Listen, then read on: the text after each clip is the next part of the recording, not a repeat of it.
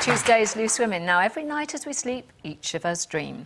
But have you ever woken up wondering what on earth that dream was all about? Well, one man who reckons he knows the meaning of dreams is our first guest, here to analyse what goes through the loose women's heads while we're in the land of nod. Please welcome psychologist Ian Wallace. So, first of all, why do we dream? That's a very good question, Carol. So we dream to remember who we really are and to connect with who we can become in the future. It's not just a series of random thoughts of what's happened in the day. So you said that last time, Carol. That I know, because obviously I know that we dream, because we all dream. Everyone dreams. But whether it's linked to other things or not, obviously, you know, I'm sceptical about that. Yeah. So your view last time was that it's a kind of disk defragmentation, and your mind's like a computer and it's full of files.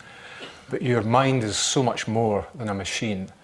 And what you're doing when you sort through all your dreams and what's happened to you during your day, you're just trying to find meaning in what you're doing in your life and what you can really achieve.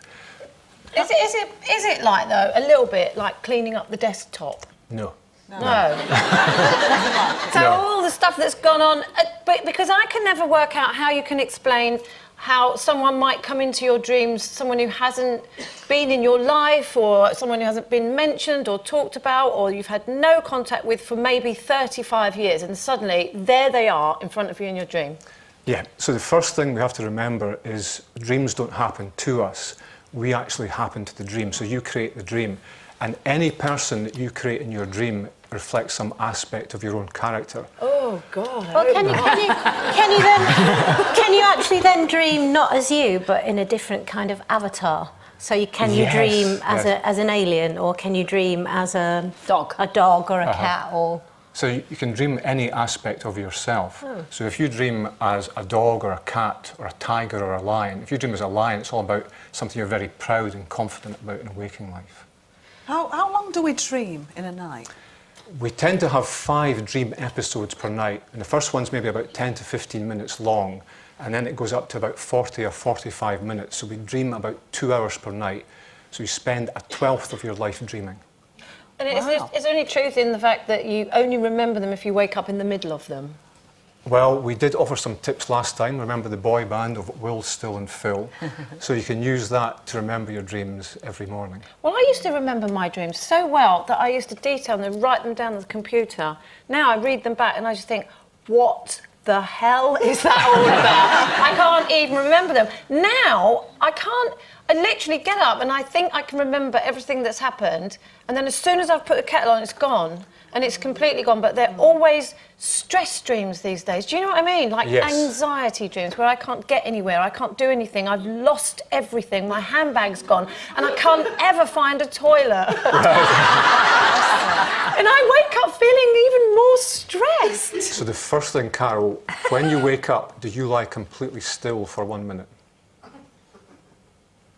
Probably. Yeah. Yeah, probably. So just lie, don't move at all. I never get straight up, no. Yeah, so let the dreams come back to you. So if you dream that you can't find your purse or your handbag, there's something in waking life where you're not using your value or your talent enough that you need to open that up more. Oh, I knew I was wasting my time. So if you're having an anxiety dream, it's a chance, it's an opportunity to act. Anxiety, when you have that knot in your stomach, it's also about taking action. So it doesn't mean I'm necessarily stressed in real life. I'm anxious about what I'm not doing, maybe. Well, there's an opportunity in waking life that you need to act on. You need to decide what it is. I know, but I know. I have a recurring dream, Ian, where I can't seem to remember any of the words or the topics for my exams. Right.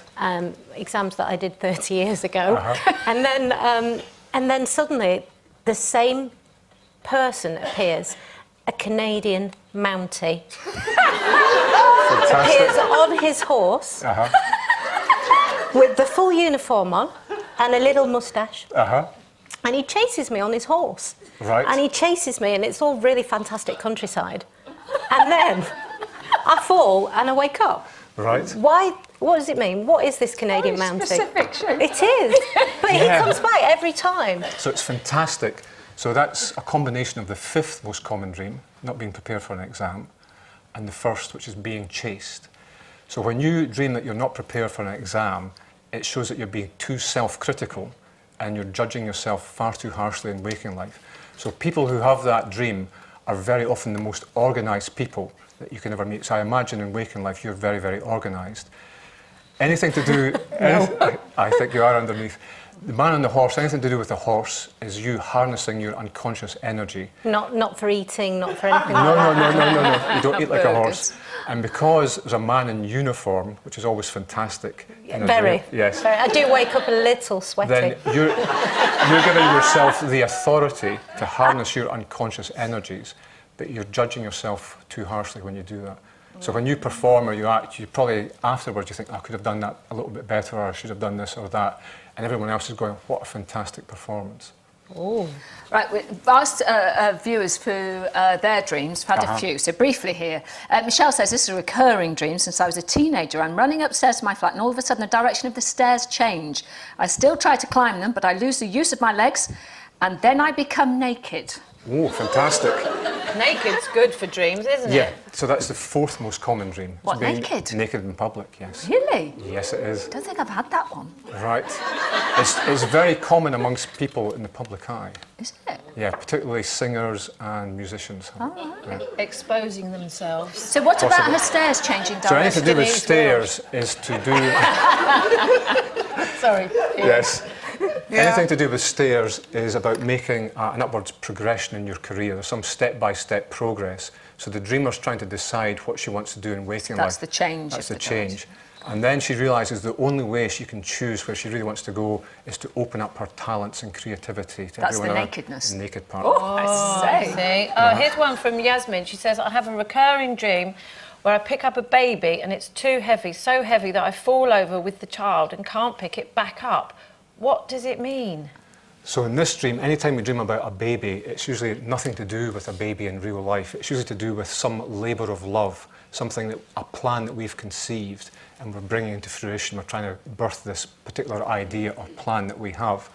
And because it's too heavy, there's probably some responsibility that she has with this, and she feels the responsibility is too heavy to make this thing actually happen. So she just needs to have more confidence in herself and realise she has the strength to carry it through. So she doesn't really need to worry about crushing the baby as she falls over or anything? Now, the one thing, I find this quite fascinating, and I love it when you come on the show, because I think there's a whole section of our brain that we don't use. But I know you and I are going to disagree, because I have a lot of dreams where it's like a warning to me, and I can pinpoint people, and it usually ends up being right. And there's several things have happened. A very long time ago, I had a boyfriend. Well, I've had one since, but you know, I went on holiday with him, and I dreamt about a blonde woman with a bracelet that I looked at, and I dreamt that I had an affair with her. And within 3 weeks, he'd gone off with this blonde woman. I met her, and I thought, that's the woman. And he left and went off and had an affair with this woman. Right. Yeah. So a couple of things there, Jane. This is a premonition dream. And your premonition, the one you just said there, was I wouldn't agree with you, but I am going to agree with you. Oh. So everyone dreams of the future. That's just how dreams work. We're continually projecting ourselves into the future and just trying to plan things out and explore. When you dream something like that, and you have a premonition dream, you've picked up unconsciously in waking life, there was something about your boyfriend at the time, that blonde woman, you unconsciously picked up the connection, and you're just playing that through when you dream and preparing yourself for it so you can navigate your way through it. Is it a way of, I mean, can you sort of see things happen that you want to happen? Yes. And then they kind of happen because you're making them happen? Yeah, so the word dream has two meanings. It means the stories we create every night, but it also means our hopes and ambitions in waking life. Oh, so see, she didn't really like him, did you, Jane? Yeah. No, not particularly. She wanted him. So, well out of it. Oh, well shut. We've got another viewer's dream here from Carol, funnily enough. Yes. It could have been my dream, this. She says, I dream that I am flying like a bird. I flap my arms gently and I rise into the air. The more I flap, the higher I go.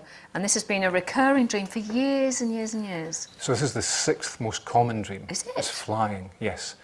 And this one's all about responsibility. So we have phrases like the gravity of the situation or a Yeah. weight on my shoulders. Which brings you down. Yeah, so when you release yourself from some commitment or obligation, then that's when you have the flying dream.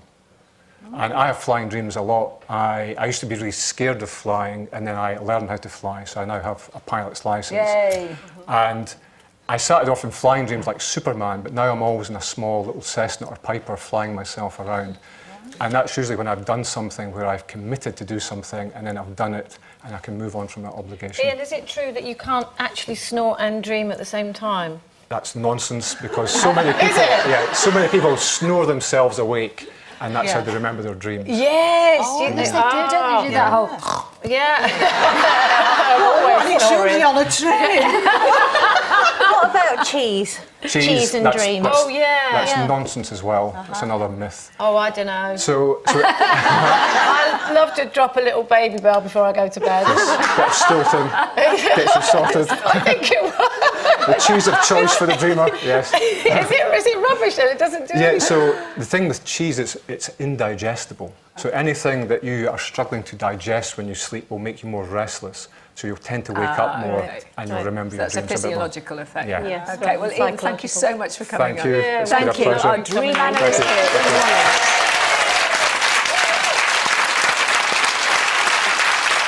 And thank you for all of your emails today as well.